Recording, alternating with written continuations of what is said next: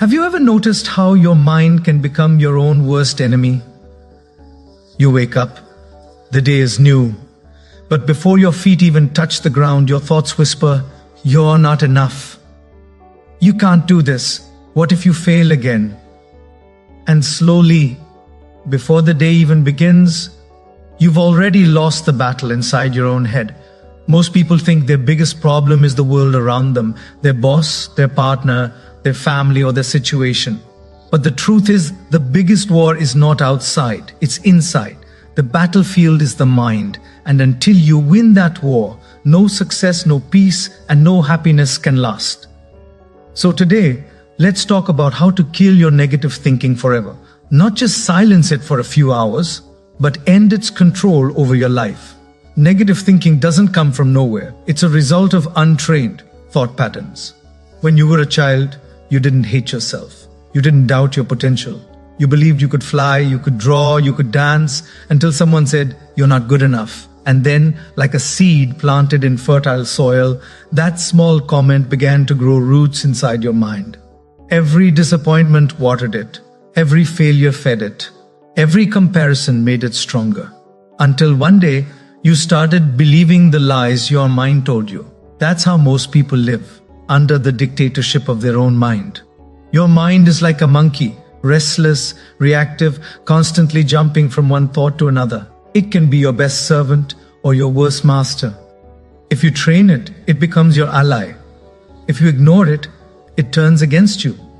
Imagine giving a sharp knife to a child. Without training, that knife will cause harm. But in the hands of a chef, the same knife creates art. That's how your mind works. Negative thoughts are not proof that you are broken. They are proof that your mind is untrained. The first step to killing negative thinking is not to fight your thoughts, it's to understand them. When a negative thought appears, "I'll never be successful, I'm not lovable, I'm too late," pause. Ask your mind, who told you that? Because often the voice that criticizes you isn't even yours. It's the voice of your past, your failures, your fears, your conditioning. Negative thinking thrives on illusion, the illusion that you must control everything to be happy. You can't control the weather, you can't control other people's opinions, you can't even control tomorrow. But your mind tells you, if only this happened, I'd be at peace. If only I had that job, that partner, that recognition, then I'd be happy. And when reality doesn't match your expectations, negativity blooms like weeds. The truth? You can't control life. You can only control how you respond to it. Once you accept that, you rob negativity of its favorite food, frustration. An old Native American legend says, inside every human being there are two wolves fighting. One wolf represents fear, anger, jealousy, doubt, and negativity. The other represents love, joy, hope, peace, and faith. The child asks, which one wins? The elder replies, the one you feed. Every time you dwell on your problems, you feed the negative wolf. Every time you show gratitude, you feed the positive one. The wolves are always hungry, but only one should survive. So ask yourself daily, which wolf am I feeding right now? You can't kill what you don't see. Awareness is the light that exposes darkness. When a negative thought enters, don't fight it, just observe. Say to yourself, a negative thought has entered. Like clouds passing in the sky, let it drift away. The more you watch your thoughts without reacting, the weaker they become.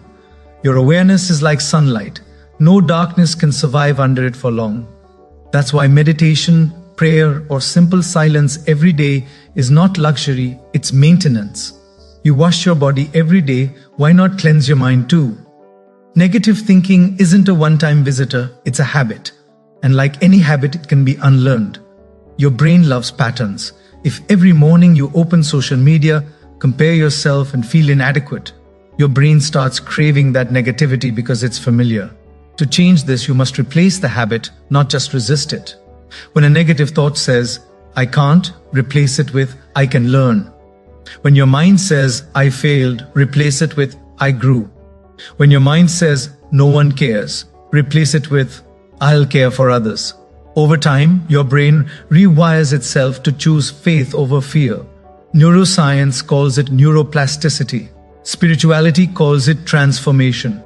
I simply call it reclaiming your mind. Your environment feeds your thoughts.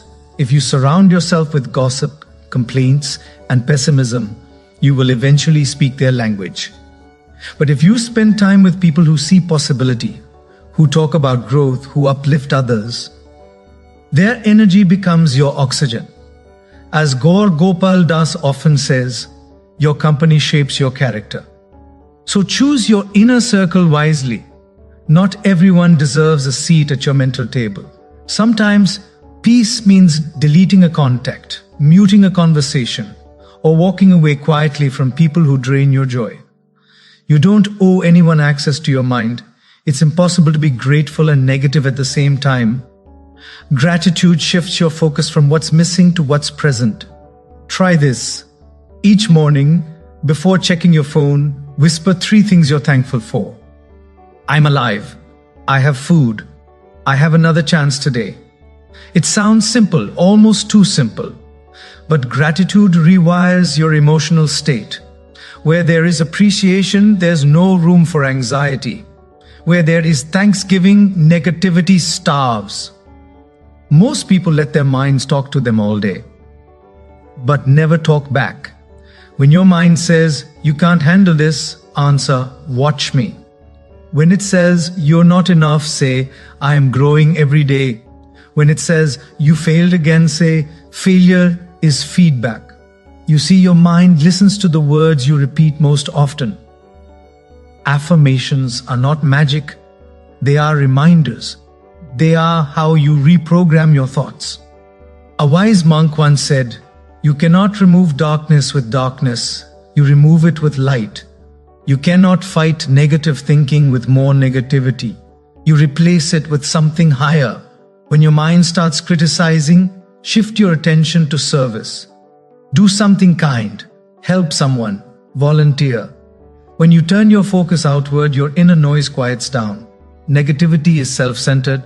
Positivity is service-centered. Serving others doesn't just make you a good person, it makes you a peaceful person. Most negativity comes from narrow vision. We judge moments without seeing the whole picture. You lost your job, but maybe life is redirecting you to something greater. You faced heartbreak, but maybe that pain is making you ready for true love. You failed an exam, but maybe that failure is saving you from a wrong path.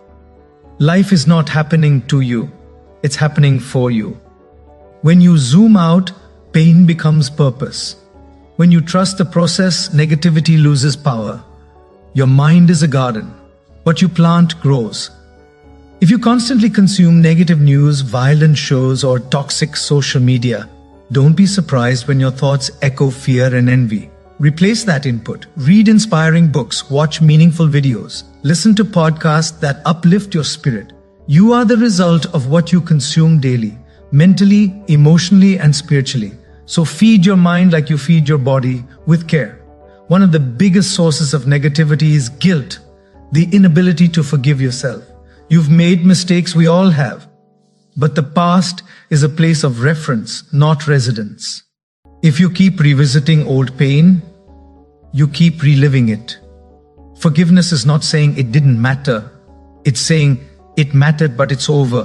When you forgive yourself, you release 1,000 chains from your mind. You begin to see yourself not as a failure, but as a learner. When negativity overwhelms you, faith is the anchor that keeps you from drowning. Faith doesn't mean everything will be easy. It means even if things are hard, you believe something good can come from it. When you trust in divine timing, when you believe that every season has purpose, your mind finds rest. Fear says, what if I lose?